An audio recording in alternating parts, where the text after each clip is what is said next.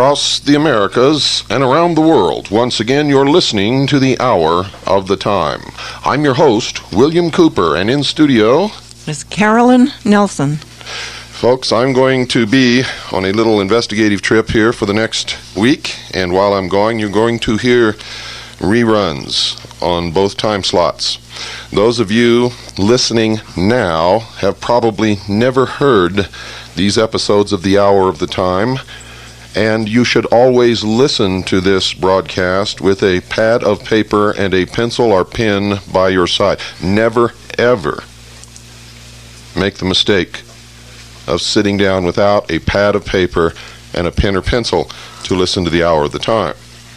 We have very short patience around here for people who do not follow directions. So if you call up and want us to recount the show for you because you didn't have your pad of paper and your pencil, I'm sorry, we don't have time to do that. We're very, very busy here. So make sure you get it the first time. If you miss a telephone number because we only say it once, that's okay.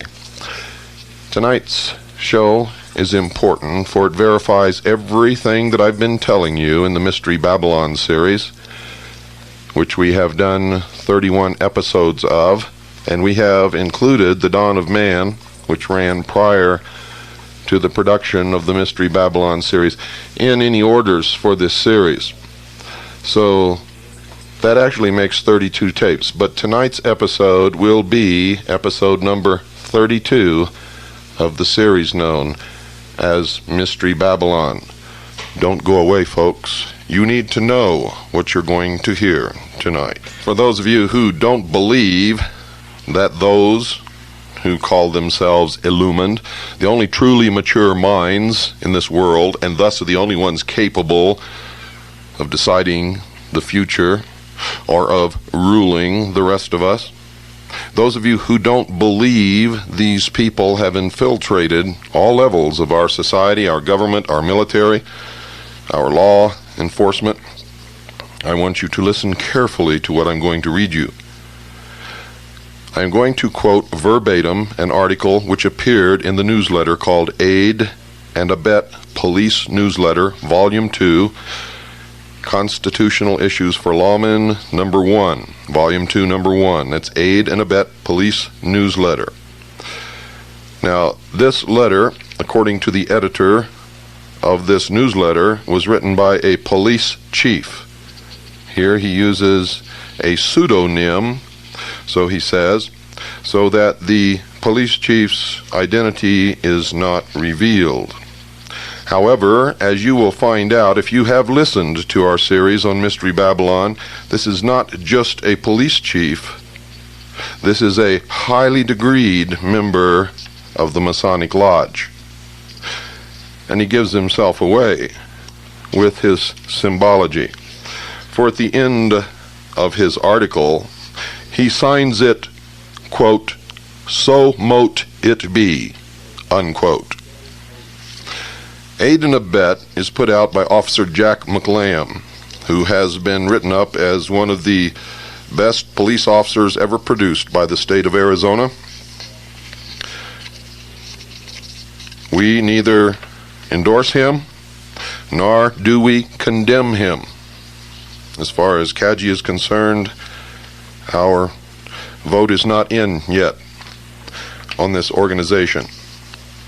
We know that in order to bring about the New World Order, they need to identify everyone who will uphold the real law, the Constitution, the supreme law of the land. They need to identify those people and get them out of positions of authority, and if necessary, take them out of society completely. There are organizations which exist solely for the purpose of identifying those people in government, those people in the patriot community, those police officers serving in police organizations who would ultimately support the Constitution and the Bill of Rights against any effort to destroy it. Aid Abet may be one of these means. We do not know that for certain.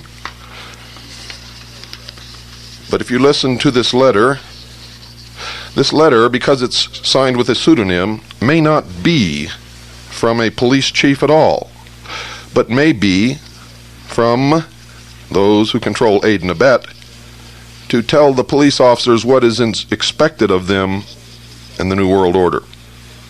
Again, we do not know this to be true, but we have discovered, ladies and gentlemen, in our investigations that those who oppose us, who would destroy us, use the Hegelian dialectic of political conflict resolution. They control both sides of every issue. They set in motion methods and means to identify their enemy and destroy their enemy before their enemy can hurt them. And that's why we have been on the losing end for literally thousands of years with these people. I now quote from this newsletter. To the question of, do some judges, prosecutors, and police officers today commit dishonest acts to put criminals away? I answer an unequivocal yes. But it is hoped that it is not done without just cause. True immorality exists only when the cause is not just. Notice how they've turned the definition of morality around. And he goes on, after more than 20 years of service to my fellow Americans, I realize what reality is. The truth is that today many judges, attorneys, police officials, and officers are devotees of the religion of secular humanism, myself included. Some of our members, mainly out of fear, will not admit that SH is a religion, that's secular humanism is a religion. They are apprehensive that we might be treated as the so-called Christians have been treated under the doctrine of separation of church and state. Such fear might be well founded if this were 15 to 20 years ago. Not so today.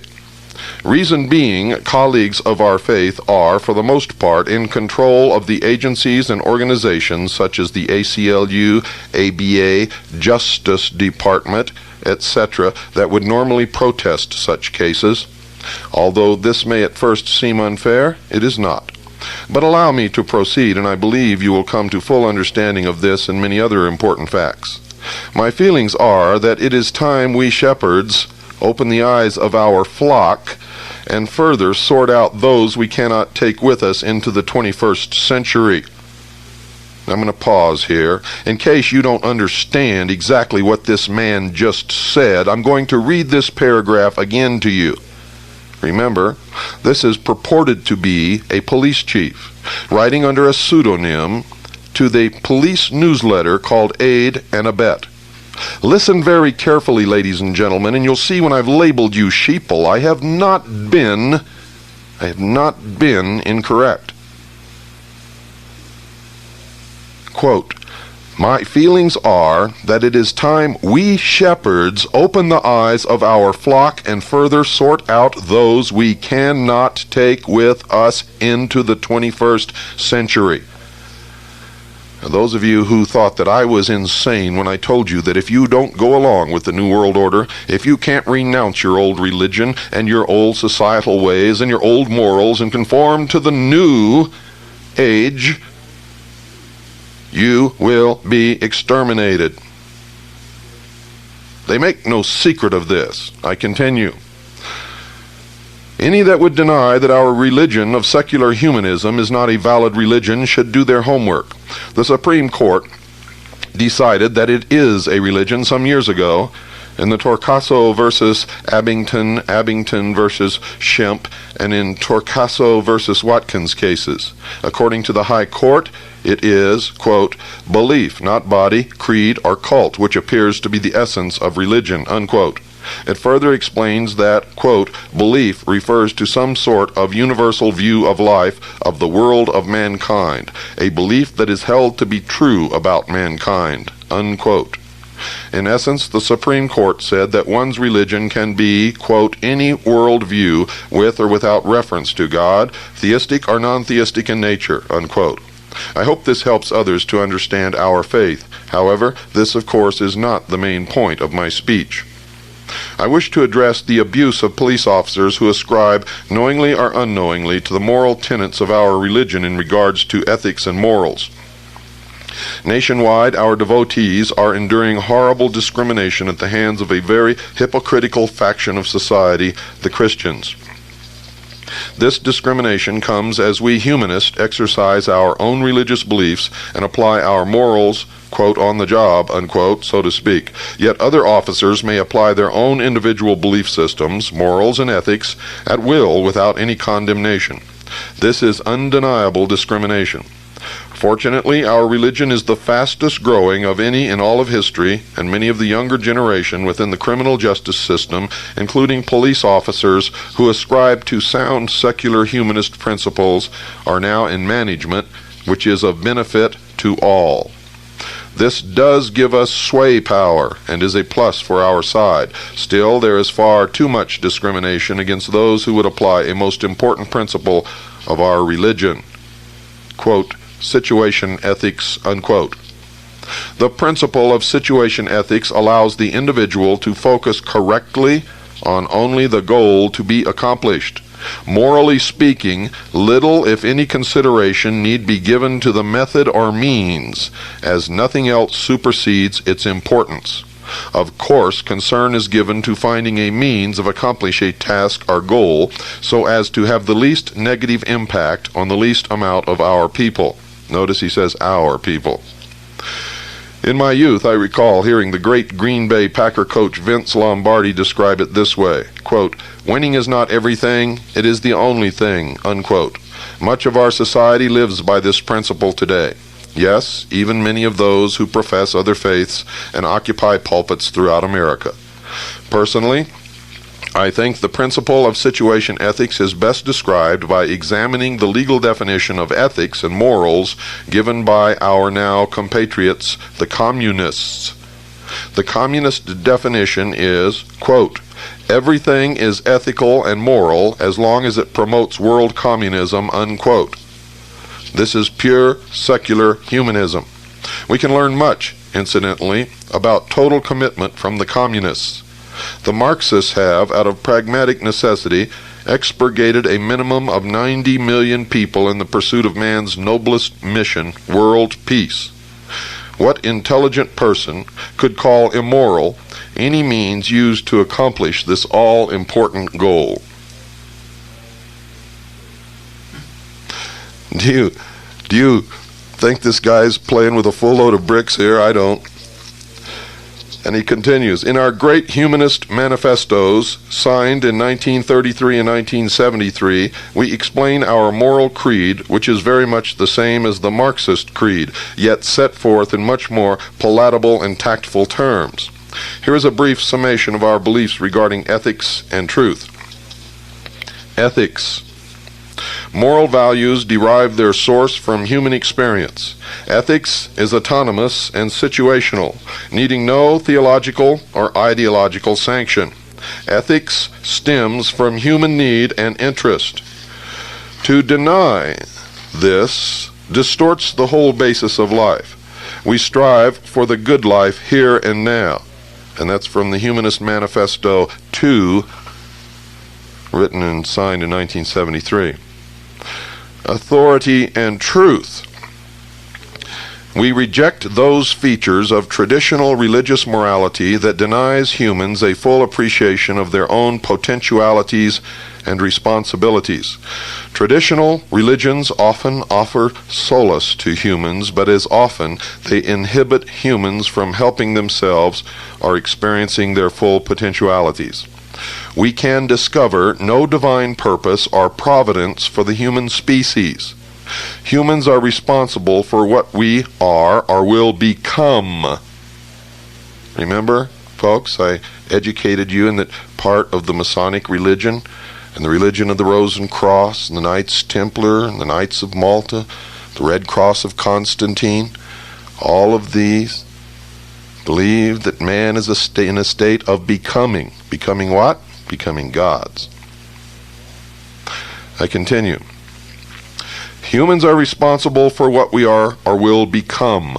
No deity will save us. We must save ourselves. That's from the Humanist Manifesto 2, 1973.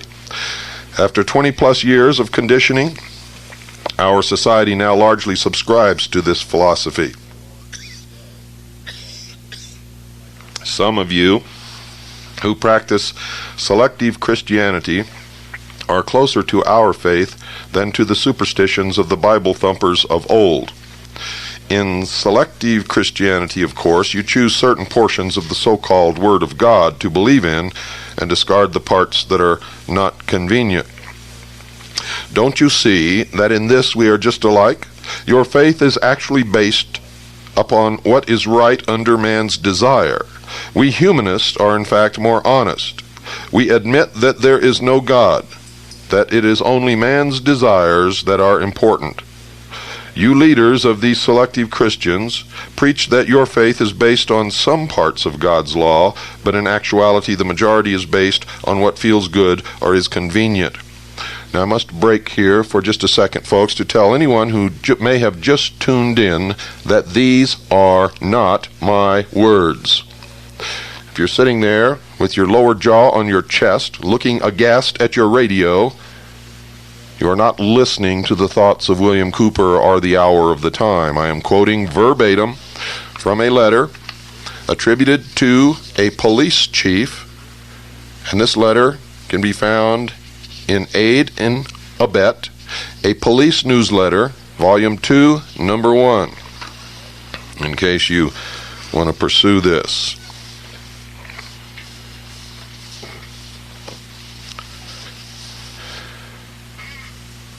Quite obviously, I'm continuing now, quite obviously, America's government now operates under the guiding principles of humanism. Deception, lying, cheating, stealing, killing is all moral if it promotes the attainment of our essential goals. This is true righteousness. Folks, I got to stop right here and tell you this is true bullshit. This is deception at its worst. For these people are actually believing that wrong is right and right is wrong. And that is exactly what we were warned about in these days. And that is what I warned you about in my book, Behold a Pale Horse. And I told you years ago that the belief of these people is that the ends justify the means, whatever they might be. If they must kill 2 billion people to make their dream come true, they will do it. Mark my words, they will do it. A prime example, I continue now, a prime example can be seen in the recent war against Iraq. Over 250,000 have lost their lives so far, and more are dying every day, all for the attainment of a higher good, the goal of our great humanist leaders, world peace through world government. You see, the writer of this letter understood what I understood about the Gulf War. It wasn't about Iraq taking Kuwait. It was, in fact, about a new world order. George Bush even stated that. He said in our speech, his speech, I should say, our fifth goal in the Middle East is a new world order. Though I would venture to say that he stated it as his fifth goal in order not to give it too much attention in the public eye. It was actually the first goal, ladies and gentlemen. I continue. This New Age teaching is the reason why, for example, a police officer, one of secular humanist persuasion, is likely to risk his very life to save a member of society one moment, and the very next moment take the witness stand and lie in order to win an important case. This is not to be considered immoral, given the particular standard of ethics upon which such an officer bases his morality, namely, that the end justifies any means. In other words, again, the higher good principle. Many people still do not understand this. They don't understand that this is why our presidents and their staffs, members of Congress, and hosts of others with leadership roles in America, lawyers, judges, etc., lie and cheat right alongside our dedicated humanist law enforcers. To repeat, all for the greater good of society, or in effect the system. And I add outside the letter written by the chief, if it is really a chief, ladies and gentlemen, that all of these people belong to the secret societies, the ones who lie and cheat and murder. And I continue. What the masses must be made to understand and never be allowed to forget is that this is for their own good. They should know by now that those who are actually in control of our government, as Colonel Oliver North explained, truly know what is best for the people. They must also know that under the New World Order, the justice system's primary mission will be to protect the system from the masses. It is precisely in view of this that we on the inside have been obligated all along to use the system to suppress dissenters as quickly as possible before any radical anti-world government, anti-humanist group can gain the upper hand. I must read that again, folks, for those of you who may be a little bit slow in understanding, and some of us are, especially with something that you can't quite grasp and never heard before. That's excusable. Again, what the masses must be made to understand and never be allowed to forget is that this is for their own good. They should know by now that those who are actually in control of our government, as Colonel Oliver North explained, truly know what is best for the people.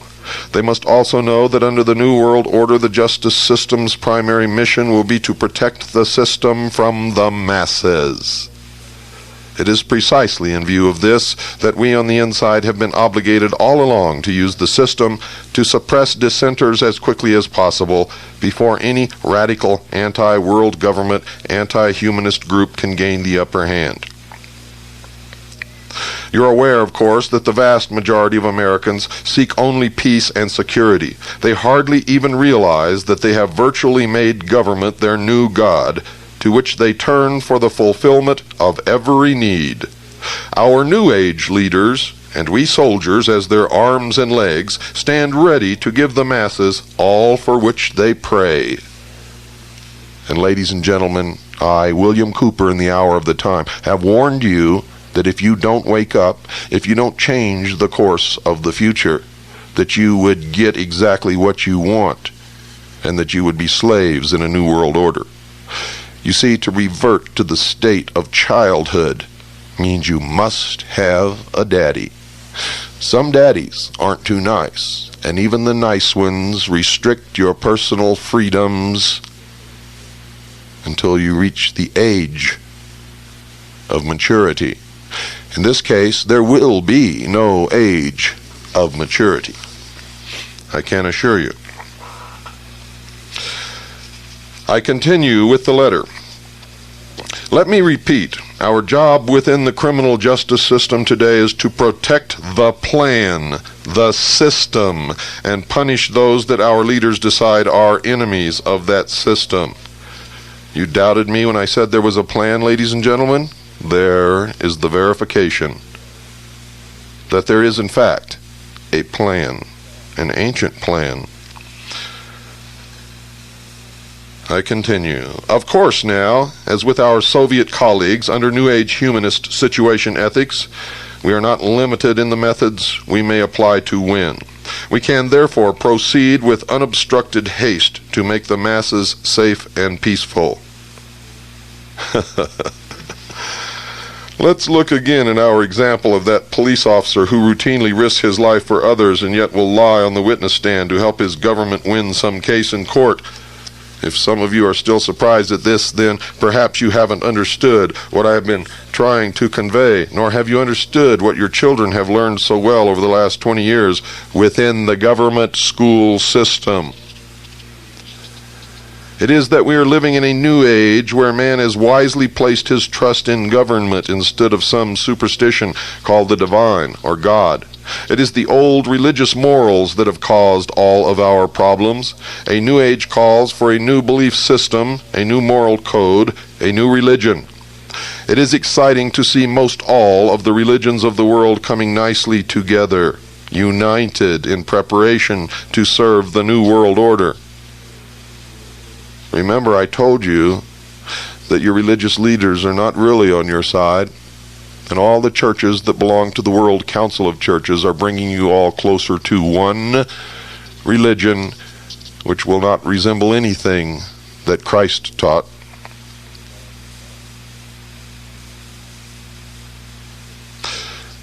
I continue. We must all dedicate ourselves to obeying our leaders without question and to the instruction of succeeding generations toward our utopian goals of world peace.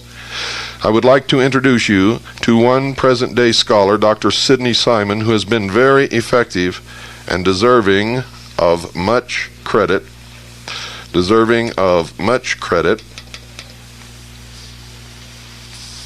For his efforts in this work of re-educating humanity. He speaks plainly, and his meaning is unmistakable, as when he says, quote, "We do not need any more preaching about right and wrong. The old thou shalt nots simply are not relevant." Unquote. He goes on to explain to the child educators he is addressing that, quote, "Values clarification," unquote, is a method for teachers to change the values of children without getting caught. Values clarification is just another term for situation ethics. A book in use by educators called Weep for Our Children spells out values clarification as part of the new morality. Listen to this carefully. This is a book in use by teachers teaching your children right this moment. It's called Weep for Our Children.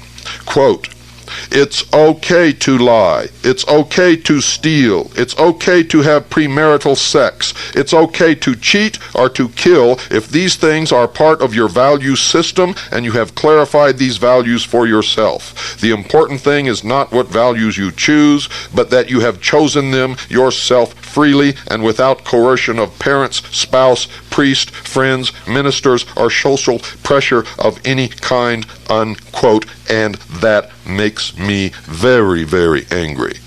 That's one of the reasons my daughter is not in school and never will be in school. She already knows more now than most children twice her age from the homeschooling that she gets.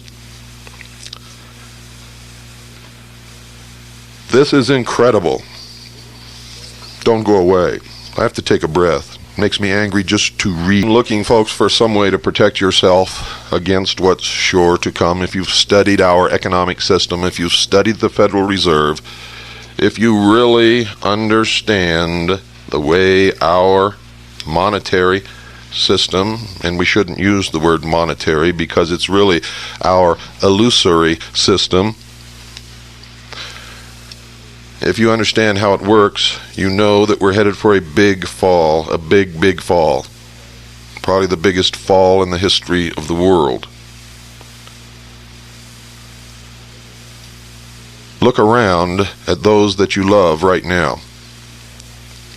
If you cannot assure them at this moment, this very moment, right this moment, that you have protected their financial future, then you must call Swiss America Trading right now. And this isn't anything unusual, for whether we were expecting something to happen or not, a responsible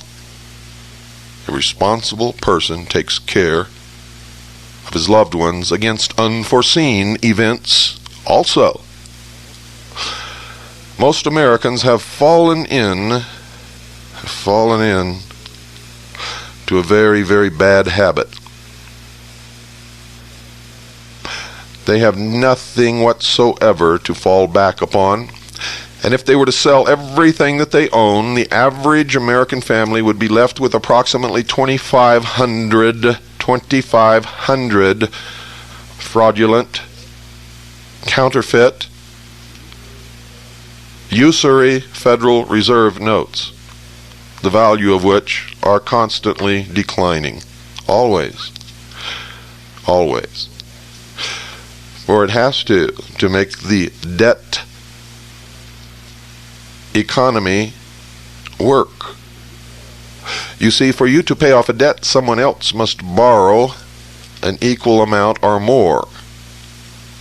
and this must continue all the time. Call our sponsors, Swiss America Trading. They know the economy. They specialize in the one thing that has protected people throughout the ages, since the beginning of human history, precious metals. And it's the only thing that has ever functioned in that capacity. They are experts. If you tell them what you want to accomplish, they can help you. If you want to protect your assets, which that is what I recommend that you do, they can help you. If you want bags of small denomination, silver or gold coin, which you can use to spend on a black market if you need to, they can also help you with that. You see, folks, if the economy collapses and you go somewhere to buy a loaf of bread outside of normal channels and with something outside of normal money,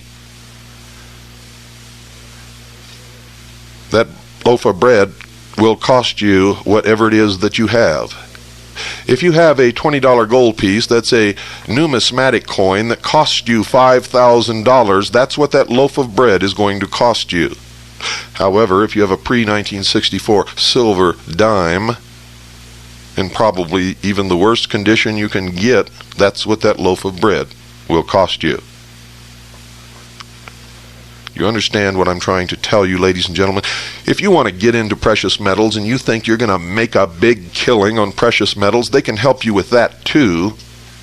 But that's not their purpose of sponsoring this program, nor is it mine, and delivering this message to you.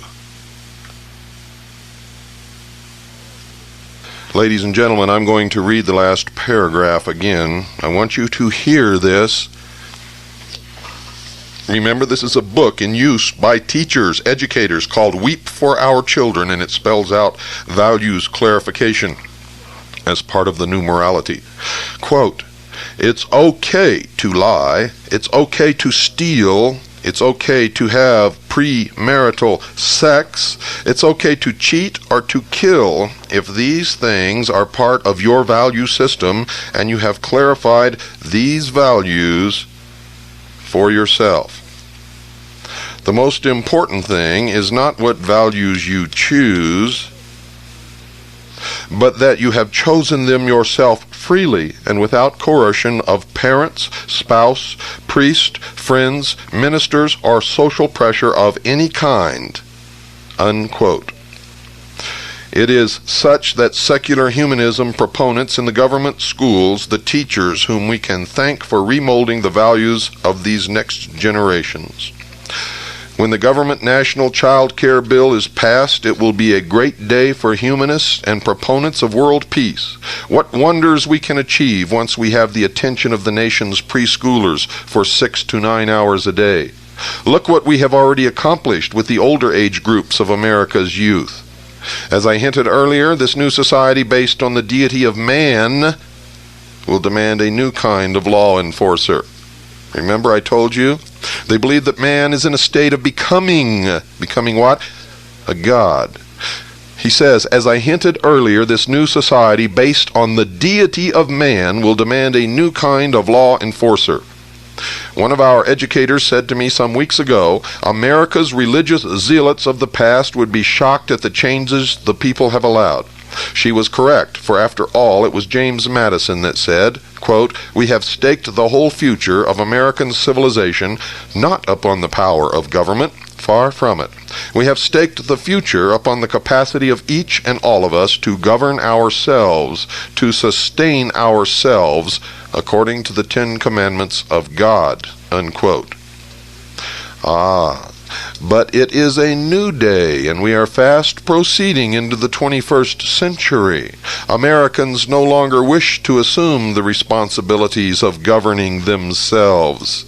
Happily for them, there is a whole new generation of very dedicated leaders and enforcers in government to see that they are cared for. Let me address for a moment the question of police manpower. As the citizens relinquish out of fear more of their rights, more enforcers are required to regulate and supervise the people's activities so that they remain safe and peaceful. Who would have thought 100 years ago that the integration of fear of literally everything would have been the answer to establishing the New World Order? Credit for this innovation goes to the free thinkers of the last generation. And folks, if you think he's wrong, just look at yourselves. Look what you put up with.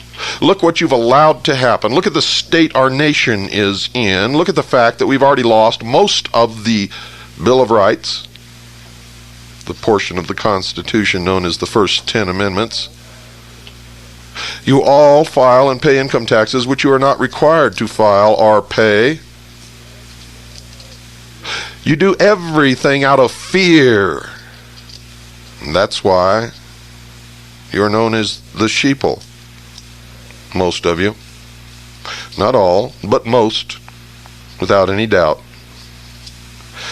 Most of you, that title fits like a handmade pair of Italian shoes. It's very comfortable, isn't it? Isn't it?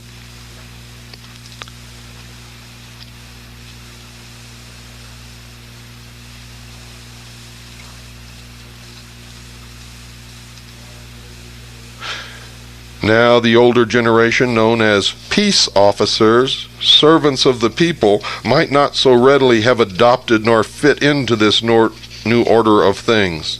Fortunately, this has not posed too great a problem due to the fact that they are rapidly being replaced through natural attrition, in effect death or retirement. And now Hillary's running around the country, folks, wants to open a dialogue on euthanasia. Timely, isn't it? I continue. The next 7 to 8 years will see the last of them removed. At the same time, police agencies are of necessity attempting more and more to screen out before hiring those prospective officers who believe in the old religious superstitions. This is wise because these zealots will not do the things that will be required of them under the new system. Those remaining police officers who openly profess a belief system steeped on old world religious fundamentalism can be and are being phased out on any number of charges such as can be substantiated over time or with the help of a little innovation on the part of new management. And we believe that this organization, Aid Abet, may be the organ used to identify those police officers. I continue. Before I continue, I better clarify, folks. We believe that, and we have good grounds for our belief. However, we cannot prove it. You must make up your own mind, yourselves. I continue. Some of these old-time officers complain that this type of job discrimination is unconstitutional and immoral. But we know they are wrong. Under situation ethics, all things are moral as long as they promote the goal. Therefore, they are not being removed for any evil cause. They are incompatible and simply non-functional for the duties that will be required of them. You might ask yourself, ladies and gentlemen, what are the duties that will be required of them? I think you've already seen some examples at Ruby Ridge and Waco, Texas, and many other places. And I go on with the letter. I feel I need to say again that if a professional police officer must lie against those who violate the law, then it is moral. The same is true when government judges and attorneys withhold evidence and witnesses from the jury to win their cases. When a politician lies to win an office or makes deals that promote the new order, it is moral. Let me tell you what is truly immoral. I will use the issuance of traffic citations as only one example. True immorality is when 5 out of 10 good upstanding citizens take the witness stand, swear an oath to their God, and then proceed to fabricate lies to get out of their tickets. This our enforcement officers witness daily in court. To them, this is not only immoral, but highly hypocritical. The enforcer's dishonesty helps society as a whole. If a government agent lied for personal reasons, then it would be immoral. If done for the betterment of mankind, it is not. And that is the most important lesson I bring you today. It is one thing when a leader or agent of government has to lie or otherwise deceives his subjects. It is quite another when an ordinary individual from among the masses, quote, bites the hand that feeds him, unquote, by lying to those who are bringing salvation in this brave new world. Do we see this important difference? The old world understood that it was the greatest of sins to lie or to deceive God. The generations of devotees that wish to enter the new world must likewise be brought to the understanding that it is the greatest of sins to lie to deceive their new God government. Any such disloyalty would surely hamper the progress of those engaged in ushering in the glorious new world order. We are not concerned with the few who may resist this new order, for out of pragmatic necessity their fate has been amply allowed for in the master plan. What we are most concerned about at present is that the obedient masses be made to understand that it is detrimental to progress for them to suggest that their supervisors wallow under the pressure and futility of the antiquated superstitions, morals, and dogma of the past. There will be some difficult changes facing the person entering this new society. On these issues, however, we can assure the people there will be no compromise. Thank you for listening. May the blessing of the new order come swiftly upon us. So mote it be. So mote it be is taken directly from the initiation ceremonies of the Scottish Rite of Freemasonry, and you will hear it nowhere else, ladies and gentlemen. Whoever wrote this was a highly degreed Freemason of the Scottish Rite,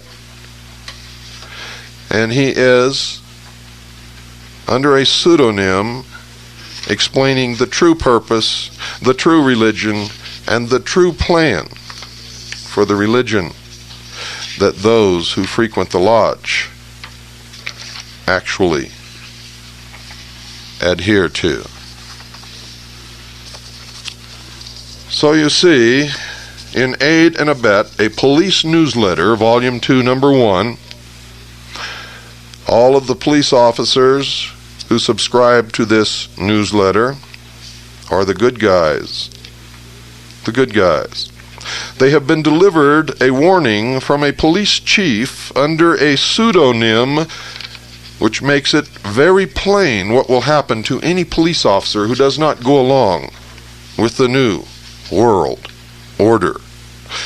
And I say that it was intentionally that way, and that there is no police chief, Rupert Orpheus, pseudonym or not, but this is the policy that needed to be explained to all of these officers at once to hasten their decision. You see, ladies and gentlemen, when it comes right down to it, most people will do what they're told, when they're told, if they're told, and they have been told.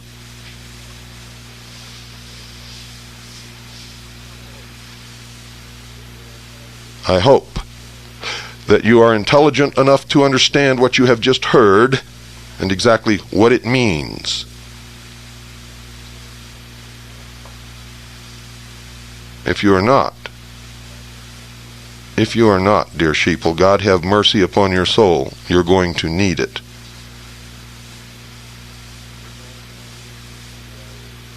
Those long-time listeners to the hour of the time, those who have been awake for quite some time, those who were never asleep, understand that there is a plan in the world. that the members of the secret societies, by whatever name they call themselves to you, the profane, in their exoteric language, are using to bring about the ages-old dream of a new world order, where the masses are totally and completely controlled for each and every second of every moment, of every hour, of every day of their lives. And where the priests of the mysteries govern in what they call a council of wise men.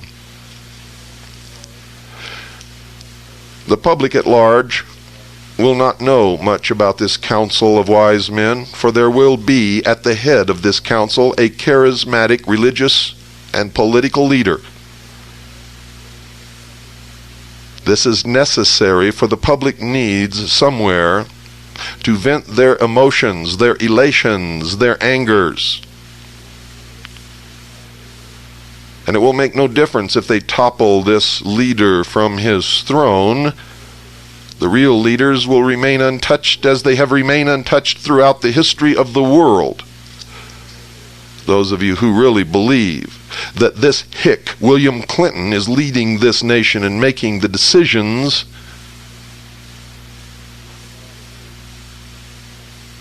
you probably, at some point within the last 24 hours, thought you were Rush Limbaugh and set on half your brain.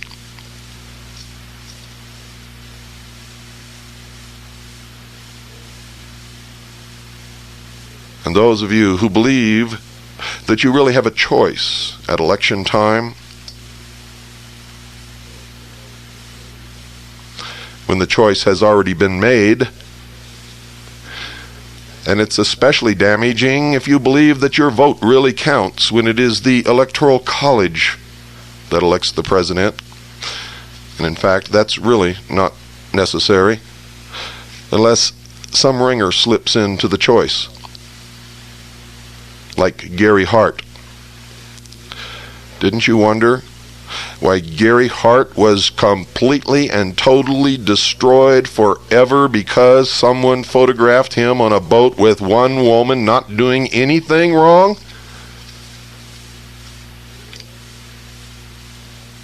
And Bill Clinton is not even tarnished.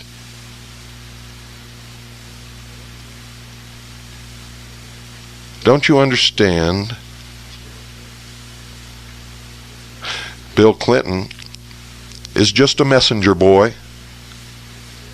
And if he gets impeached, it will not solve anything. And those of you running around signing petitions to impeach William Clinton had better read the Constitution of the United States of America. You see, you cannot impeach a president because somebody signed a petition. I don't care if 200 million Americans sign that petition. You cannot impeach William Clinton, you fools. You must prove that he has committed high crimes and misdemeanors. And you must have solid evidence. And you must have witnesses that don't die overnight. And documentation that doesn't disappear by the time next week comes along. Do you understand? Once again, they have you whirling around in circles at the end of a cul-de-sac. Good night, and God bless you all.